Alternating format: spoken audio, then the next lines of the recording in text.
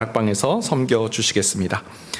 이제 하나님 말씀 보겠습니다. 오늘 주시는 말씀은 사도행전 13장 1절에서 3절 말씀. 오늘도 다 같이 일어나셔서 한 목소리로 함께 말씀 봉독하겠습니다. 안디옥 교회에 선지자들과 교사들이 있으니 곧 바나바와 니게르라 하는 시므온과 구레네 사람 루기오와 분봉왕 헤롯의 젖동생 마나엔과 및 사울이라. 주를 섬겨 금식할 때 성령이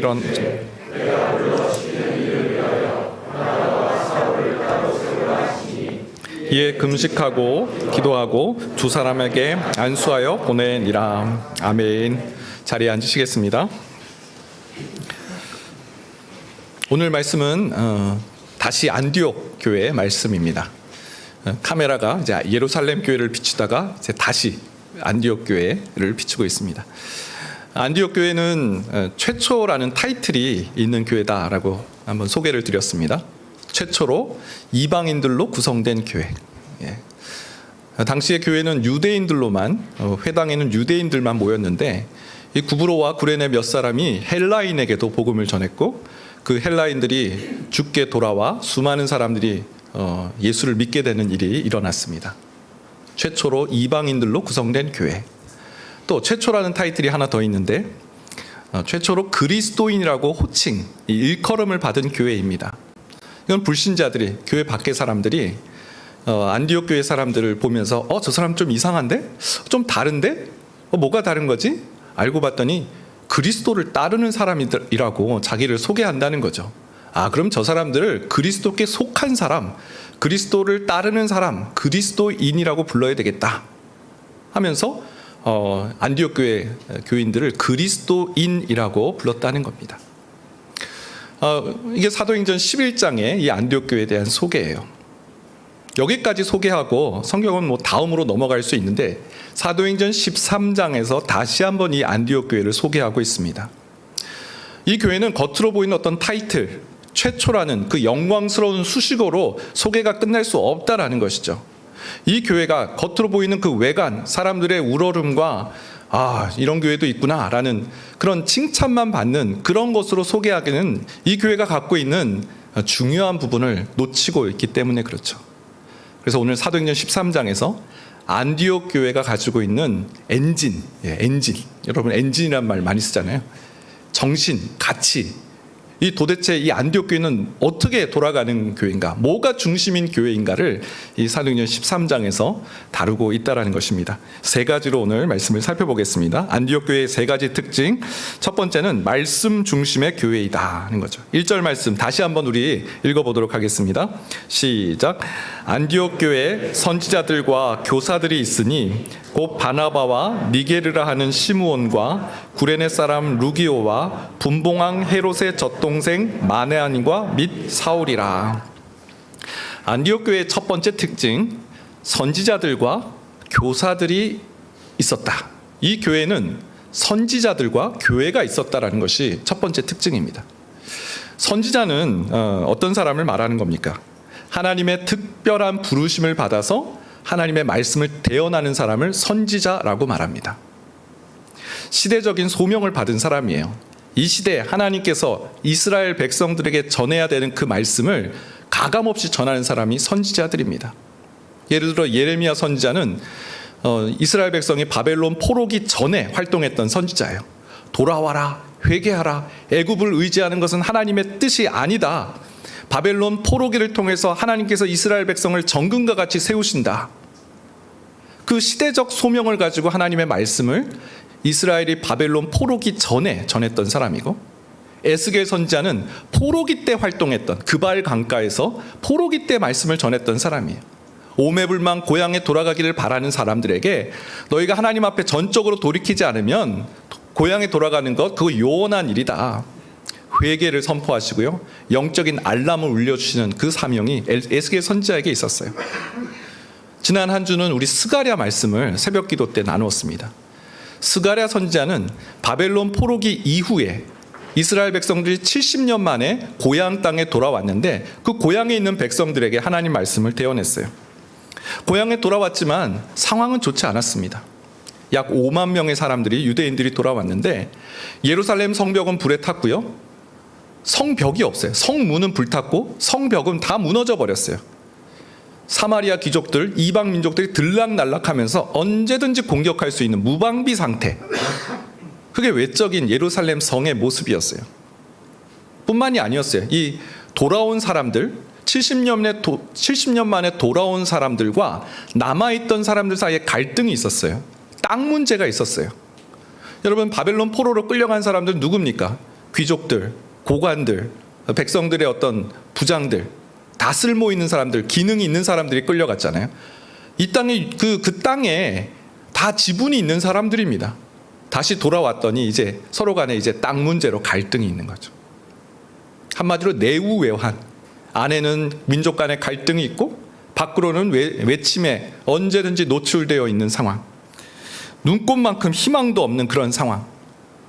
그때 하나님께서 스가랴 선지자에게 환상 중에 말씀하세요. 어떤 말씀이냐면 스가랴 2장 4절 5절 말씀인데요. 이르되 너는 달려가서 그 소년에게 말하여 이르기를 예루살렘은 그 가운데 사람과 가축이 많음으로 성곽 없는 성읍이 될 것이라 하라. 여호와의 말씀에 내가 불로 둘러싼 성곽이 되며 그 가운데서 영광이 되리라. 여러분 보세요. 눈에 보이는 것은 다 무너진 성이에요. 성벽이 없어요. 그걸 지을 만한 힘도 없어요. 뭔가 건축을 하려고 그러면 이 사마리아 귀족들이 내버려 두지 않아요. 페르시아 왕에게 거짓 상소를 보내가지고 지금 예루살렘이 전쟁 준비를 하고 있습니다. 뭔가 건축하고 있습니다. 아무것도 못하게 만들어버렸어요. 그래서 힘이 없어요. 무기력해서 뭘 지을 수 없는 상황이에요. 하나님께서는 전혀 다른 말씀을 하세요. 이스라엘 백성이 예루살렘에 성곽 없는 성읍이 되는 이유는 사람과 가축이 너무나 많아져서 성곽에 담아낼 수가 없기 때문이다.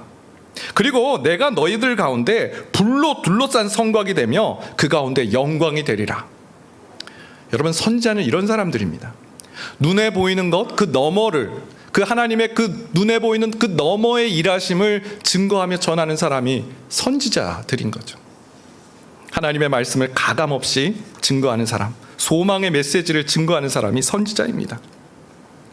안디옥 교회에 또 누가 있었습니까? 교사가 있었습니다. 이 교사는요, 하나님의 말씀을 가르치는 자입니다. 선지자가 그 시대적 소명을 따라 하나님께서 주신 어떤 특별한 계시를 전하는 사람이라면 교사들은 좀 다릅니다. 교사들은 이미 주신 하나님의 말씀, 구약 성경이죠. 이 구약에 있는 말씀을 가지고 어떻게 이 말씀을 가르치고 어떻게 이 말씀을 실천하고 어떻게 이 말씀대로 살아갈 수 있는지를 마치 멘토처럼 알려주는 사람이 교사들이죠. 예를 들어 하나님께서 원수를 사랑하라 라고 말씀하셨잖아요. 우리 성경으로는 원수는 갚아야죠. 제대로 밟아서 이 원수가 다시는 못 일어나도록 하는 것이 우리의 성정이잖아요. 그런데 하나님께서는 원수를 사랑하라, 원수를 위해 심지어 기도해라 라고 말씀하세요. 이 어마어마한 갭이 있는 거예요. 교사가 그 교량 역할을 하는 겁니다. 하나님께서 이렇게 말씀하셨는데 우리 힘을 내서 우리의 마음은 도저히 용서할 수 없고 용납할 수 없지만 한번 해봅시다. 저도 이런 일이 있었는데 하나님께 용서를 구하면서 하나님께 그 사람의 그 용서를 구하며 그 원수를 사랑하는 마음을 품었는데 하나님께서 놀라운 일을 행하셨습니다. 하나하나 말씀대로 살아갈 수 있도록 지도해주고 권면해주고 손 잡아주는 사람, 교사들인 거죠. 안디옥 교회에 하나님의 말씀을 가감없이 전하는 선지자들이 있었다. 안디옥 교회에 하나님의 말씀을 잘 지키고 행할 수 있도록 도와주는 교사가 있었다. 이 교회는요, 말씀 중심의 교회라는 그 의미인 것이죠. 안디옥 교회가 참 부러웠습니다.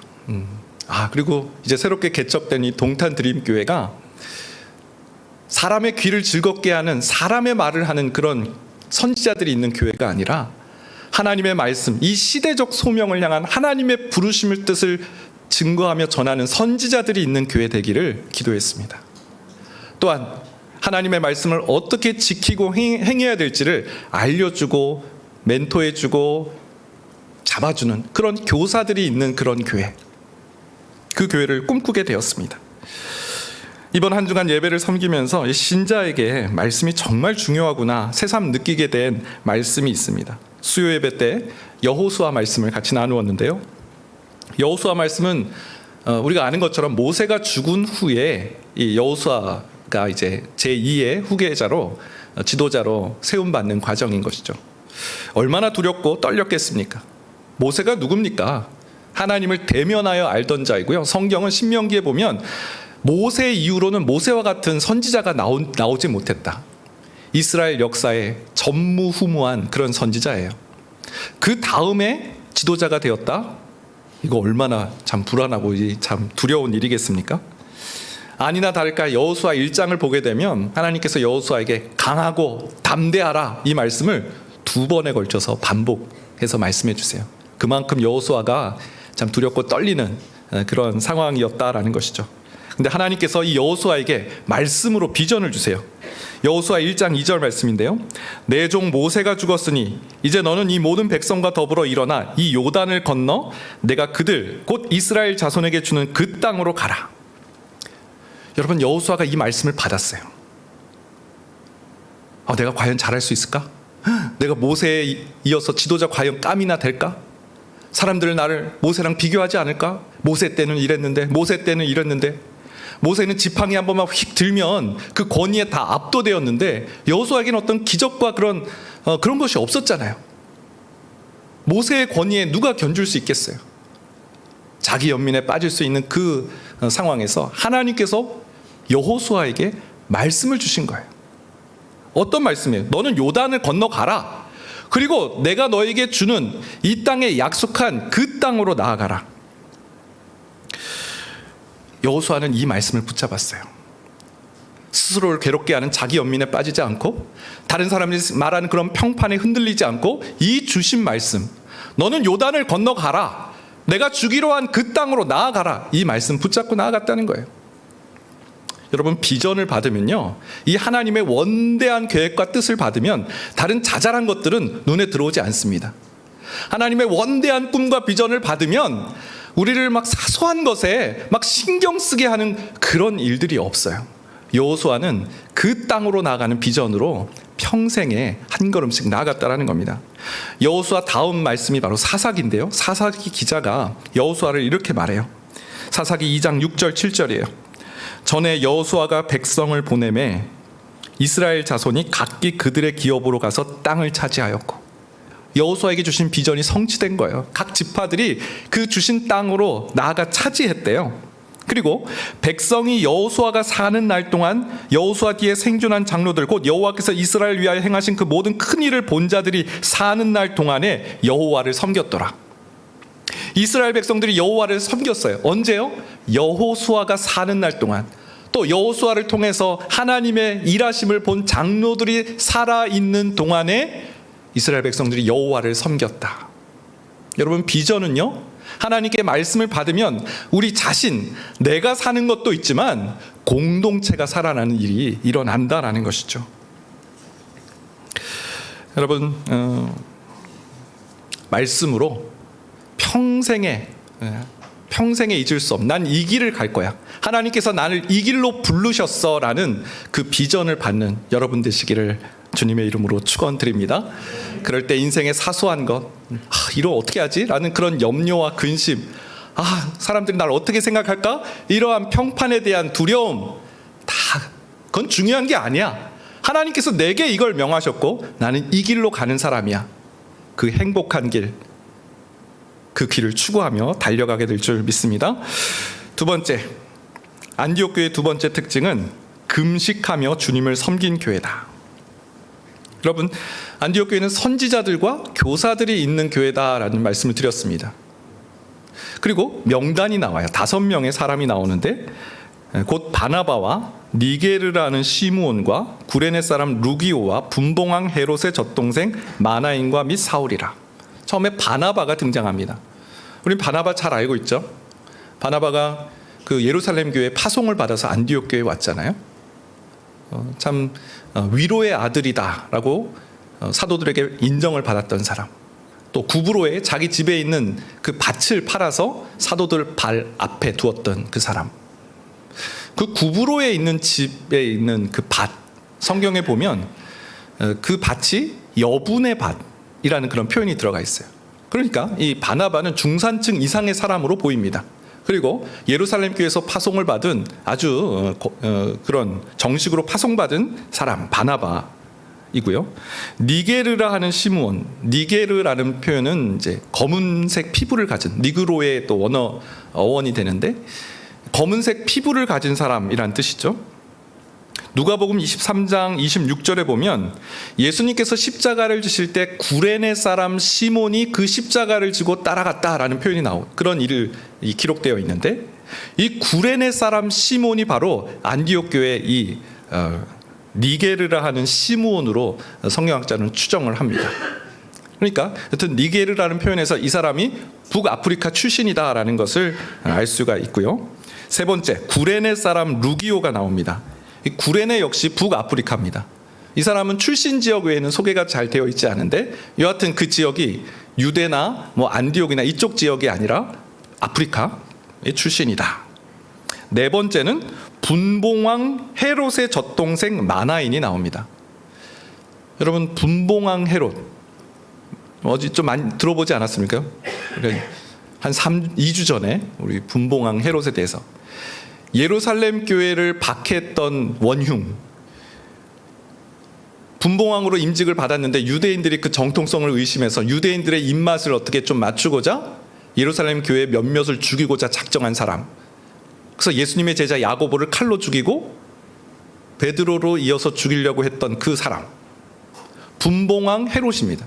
그런데 분봉왕 헤롯의 젖동생 마나인, 젖동생이라는 것은 한 유모 밑에서 자란 사람이다라는 거죠. 다시 말해 마나인이 누굽니까? 왕실 교육을 받은 왕가의 사람이라는 겁니다. 마지막 다섯 번째, 사울.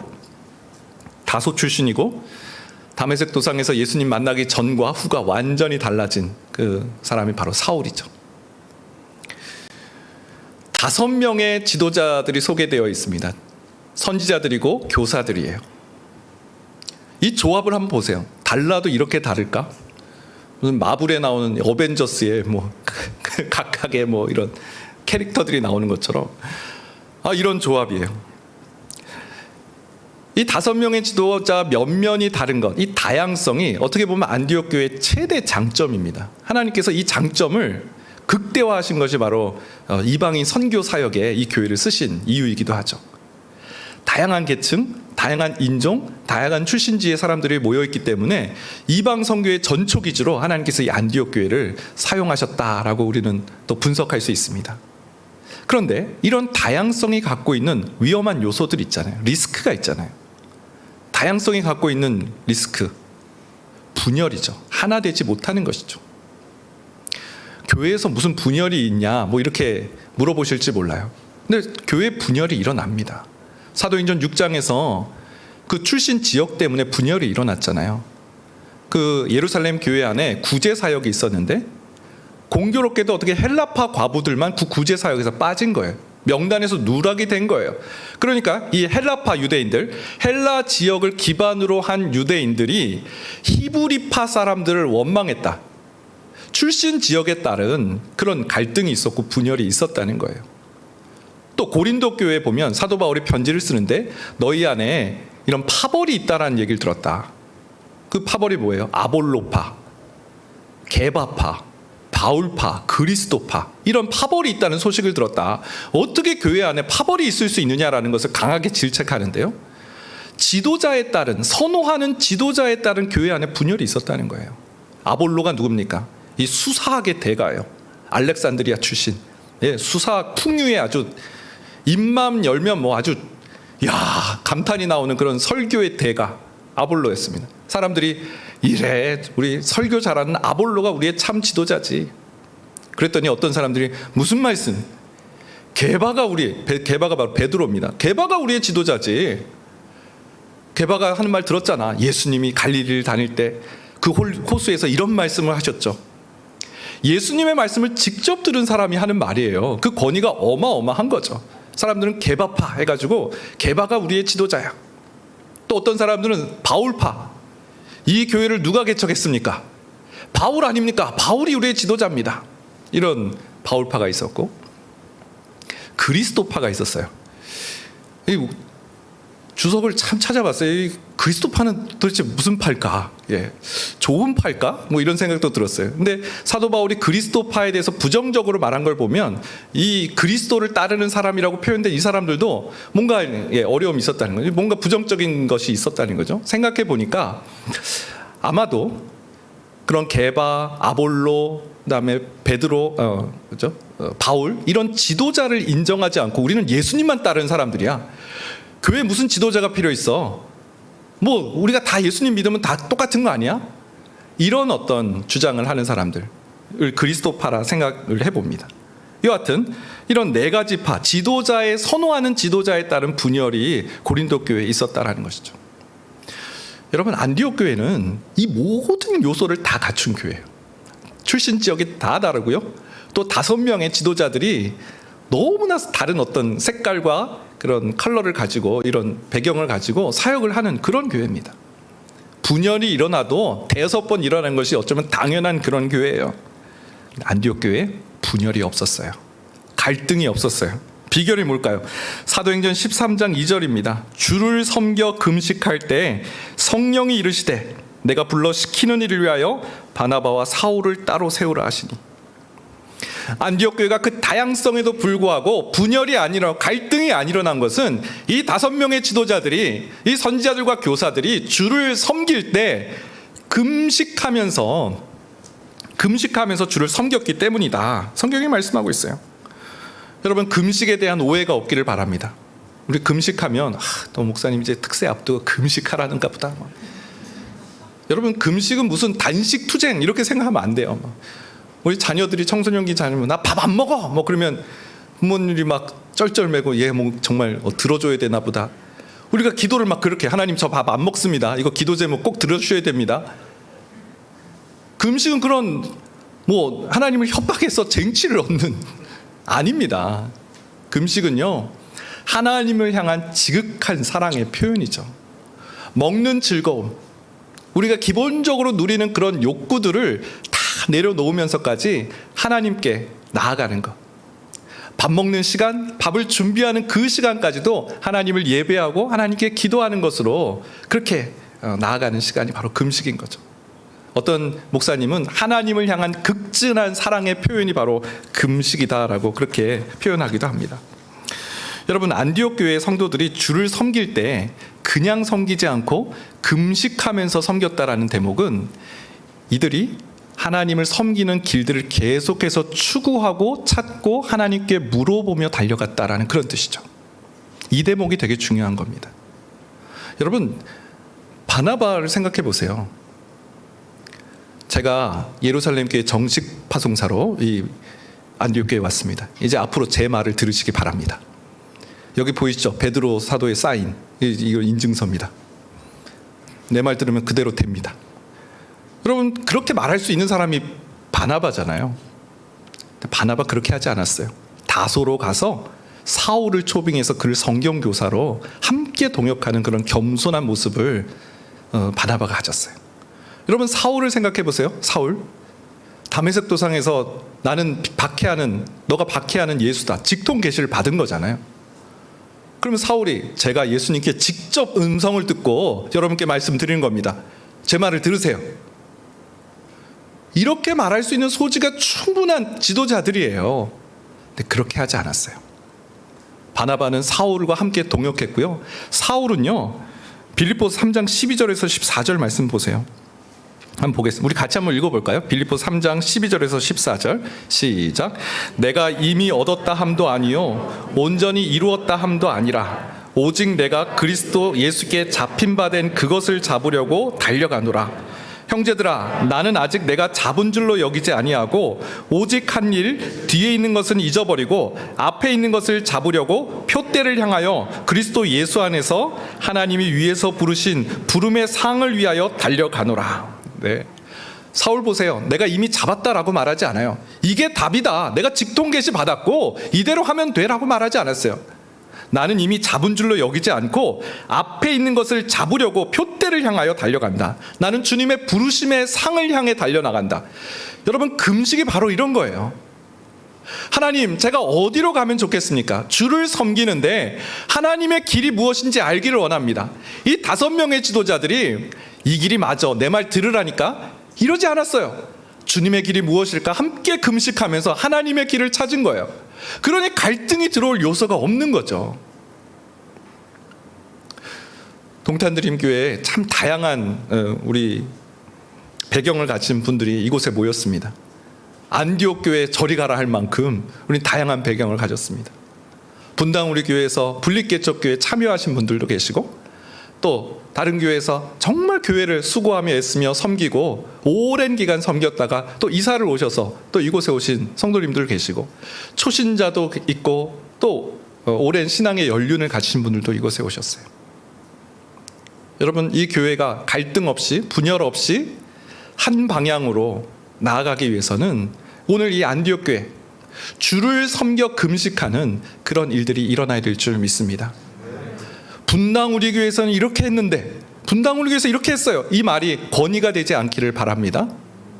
이전에 내 교회에서는 이렇게 했어요, 그 말이 권위가 되지 않기를 바랍니다.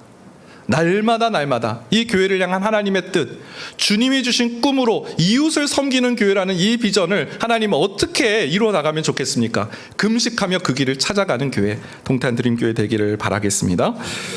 3번, 세 번째는 기도로 순종하는 교회입니다.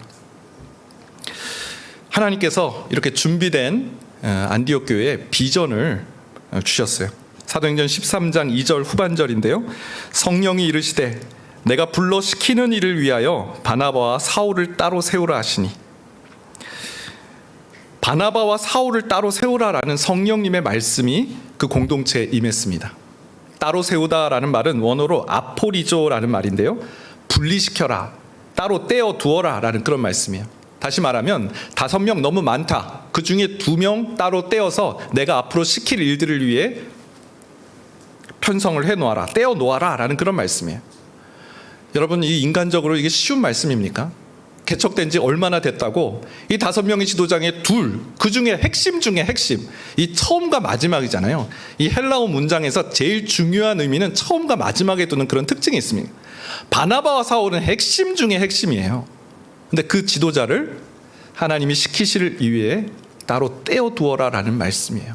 아마 살을 떼어나가는 그런 느낌일 겁니다. 안디옥 교회는 이 말씀에 어떻게 반응했습니까? 사도행전 13장 13절인데요. 이에 금식하며 기도하고 2 사람에게 안수하여 보내니라. 여러분 보세요. 금식했어요. 한 번 더 기도하고요. 그리고 2 사람에게 안수하여 말씀대로 순종하며 보냈다라는 것입니다. 여러분, 저는 오늘 이 말씀에서 기도가 무엇인지를 또 배우게 됐어요. 기도는요, 하나님께 받은 비전을 이루어 나갈 수 있는 내적인 힘, 순종할 수 있는 힘을 기르는 것. 하나님이 어마어마한 그런 원대한 비전을 주셔도, 우리에게 향한 특별한 계획과 비전을 보여주어도 우리가 그것을 감당할 수 없으면 그 비전은 그냥 없어져 버리는 거죠. 하나님께서 요나에게 니느웨로 가서 복음을 전하라 했는데, 무슨 말씀 하면서 다시 쓰러 가잖아요. 비전을 받는 것도 중요하지만 비전을 받고 그대로 행하는 것도 중요한 것이죠. 그러려면 힘이 필요한데 바로 기도가 그 힘이라는 것이죠. 저는 요즘 좀 운동을, 몸을 좀 만들고 있습니다. 특세를 앞두고 몸을 만든다 해서 뭐 특별한 것은 아니고요, 30-40분씩 이렇게 달리기를 좀 하고 있습니다. 운동이라면 질색팔색하고 막 나한테는 운동이 필요한 게 아니라 잠이 필요해 하면서 운동보다는 잠을 선호했는데, 하나님께서 특세를 앞두고 좀 마음에 부담을 주셨어요. 말씀 준비 열심히 하는 것도 중요하지만 말씀을 잘 전할 수 있는 체력이 중요하다. 그래서 몸을 만들고 막 매일 이렇게 이를 악물고 뛰고 있습니다. 기도의 원리도 마찬가지죠. 하나님이 말씀을 주셨는데 그걸 말씀을 받아내기 위해서는 우리가 기도로 그 말씀을 받아낼 수 있어야 돼요. 하나님 말도 안 됩니다. 지금 이거 보낼 때 아닙니다. 조금만 기한을 연기해 주십시오. 얼마나 합리적인 그런 말이에요. 그러지 않았어요. 기도함으로 2 사람에게 안수하여 보냈다. 안디옥 교회는 순종하는 교회였습니다. 여러분, 세상 사람들이 왜 교회를 비난하나요? 왜 다음 세대들이 왜 교회를 떠나나요? 말씀은 말씀대로, 삶은 삶대로, 이게 너무 분리돼서 그런 거 아닌가요? 강대상 위와 강대상 아래가 너무나 다르고 교회 안에서의 모습과 집에서의 모습이 너무 달라서 그게 분리가 되어 버려서 그 말씀대로 진짜로 살 수 있는 게 가능이나 합니까? 아유, 쇼 아닙니까, 쇼? 그러면서 다음 세대를 다 실망하고 떠나는 거 아닙니까? 여러분, 하나님 말씀과 우리 삶을 일치시키고 적용시킬 수 있으려면 기도하셔야 돼요. 기도할 때 하나님의 말씀이 우리 안에 내면화되고 구체화되는 줄 믿습니다. 특별 새벽 부흥회가 바로 그러한 일들이 일어나길 소망합니다. 하나님께서 우리에게 놀라운 계획과 비전을 보여주시고 그 비전을 아멘으로 순종하며 나아가는, 여러분 우리가 이제 다음 주부터 보겠지만 이 사도행전 13장 이후에 이 안디옥 교회 순종으로 해서 어마어마한 하나님의 역사가 나타나요. 바울과 바나바가 이방 선교로 파송받아서 곳곳에 교회가 세워지고요, 수많은 사람들이 하나님께 돌아오는 일들이 일어납니다. 안디옥 교회의 순종을 통해서 일어난 놀라운 하나님의 일하심인 것이죠. 말씀을 마무리합니다. 안디옥 교회 어떤 교회입니까? 선지자들과 교사들이 있는 교회, 말씀 중심의 교회, 말씀이 선명한 교회, 자잘한 것들에 마음 두지 않는 교회, 안디옥 교회입니다. 두 번째, 다양하게 모였지만 그 다양성 중에서 갈등이나 분열이 없었어요. 주를 섬길 때 금식하면서 섬겼기 때문에 하나님의 뜻을 계속해서 추구하며 달려가는 교회였습니다. 마지막 세 번째, 하나님 주신 비전을 기도로 금식하며 기도하며 두 사람에게 안수하며 보낸 교회가 안디옥 교회입니다. 하나님 말씀을 순종할 수 있는 힘을 구하는 기도의 성도들 되시길 축원드립니다. 오늘 말씀을 또 찬양으로 잘 녹여낸 그 찬양이 있는데요, 원하고 바라고 기도합니다. 우리 이 찬양 함께 찬양하겠습니다. 이 세상을 살아가는 동안에, 이 세상을 살아가는 동안에 나의 힘을 의지할 수 없으니 기도하고 낙심하지 말 것은 주께서 참 소망이 되심이라. 하나님의 꿈이 나의 비전이 되고 예수님의 성품이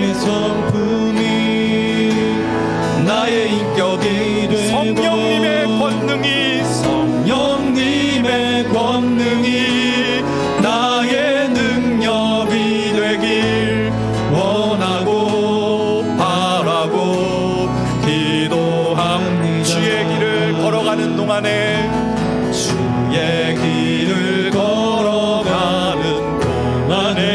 세상의 것 의지할 수 없으니 감사하고 낙심하지 말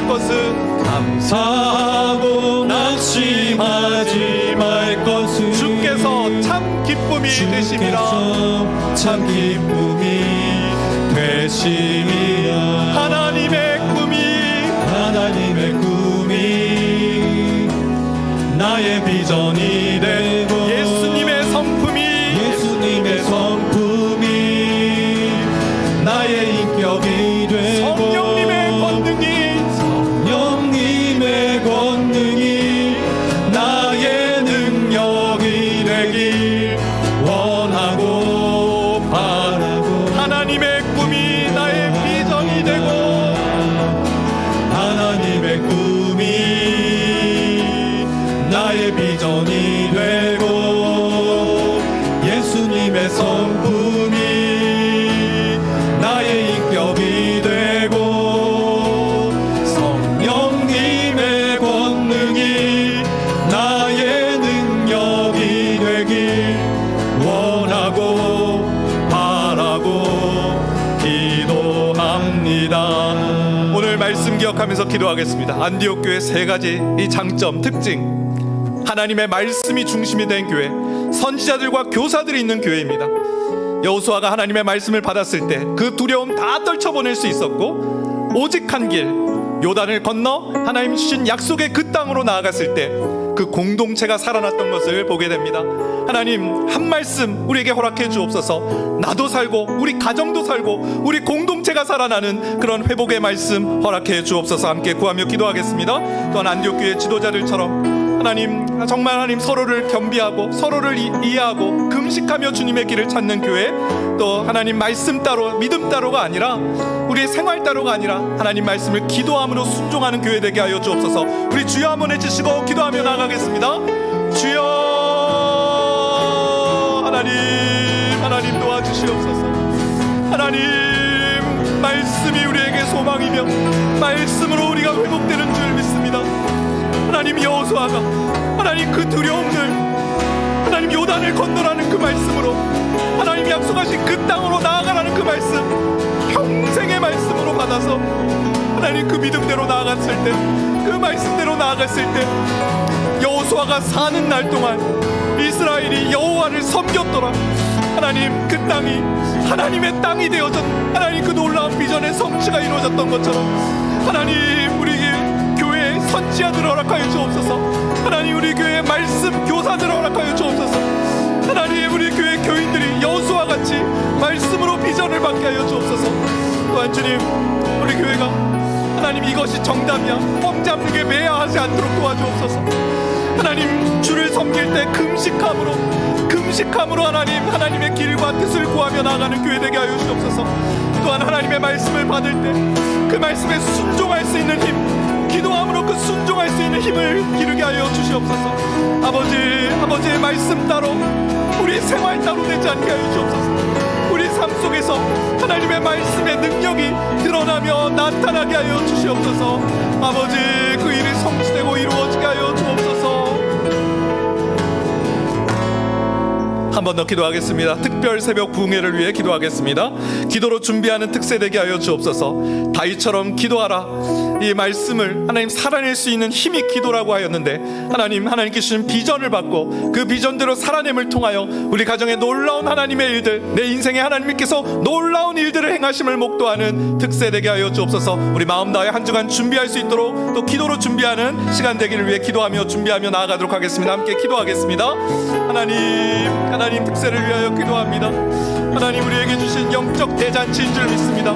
영적 증거들이 하나님 사라지는 그런 하나님 특세 되게 하여 주옵소서. 우리 마음에 있는 염려, 근심, 아픔, 고통, 하나님 이러한 일들이 하나님의 치유의 손으로 회복되고 싸매어지고 하나님의 사랑으로 덮어지는 시간이 되게 하여 주옵소서. 허탄한 것들에 관심 쏟는 우리의 생각이 도저히 풀 수 없는 우리의 문제들이 하나님 말씀으로 해결되고 회복되고, 그래야 하나님의 권능의 역사를 맛보는 특세 되게 하여 주옵소서. 평생에 잊을 수 없는 하나님의 비전을 받게 하여 주옵소서. 하나님의 부르심의 소망이 무엇인지를 알게 하여 주옵소서. 이미 잡았다 함도 아니요 앞에 있는 것을 잡으러 나아갔던 사도 바울처럼 새로운 하나님의 부르심과 하나님의 뜻을 추구하며 달려가는 우리 모든 성도들 될 수 있도록 하나님 특세 기간에 큰 은혜를 부어 주시옵고 인도하여 주시옵소서. 하나님 감사합니다. 오늘 안디옥 교회의 세 가지 특징, 선지자들과 교사들이 있는 교회, 주를 섬길 때 금식하며 섬긴 교회, 또한 하나님 말씀하신 그 비전을 기도하며 완수해 나가는 교회, 하나님 우리에게 들려주시는 하나님의 음성인 줄 믿습니다. 말씀 중심의 신앙, 또 금식하며 하나님의 뜻을 구하는 신앙, 하나님 주신 비전을 내 안에 내면화하며 체화할 수 있는 기도로 그 길을 걸어가는 그런 성도들 다 될 수 있도록 도와주시옵소서. 특세를 통하여 이 놀라운 비밀한 하나님의 신비로운 역사를 맛보는 성도 되게 하여 주옵소서. 지금은 우리 주 예수 그리스도의 은혜와 하나님의 그 크신 사랑하심과 성령님의 인도 교통 위로하시는 놀라우신 은총이, 말씀 중심의 신앙, 기도하며 하나님의 뜻을 구하는 신앙, 하나님께 받은 비전을 기도로 완수해 나가는 그런 교회 되기를 소망하는 여기 모인 모든 주님의 권속들 머리 위에 이제로부터 영원까지 함께 하시길 축원하옵나이다. 아멘.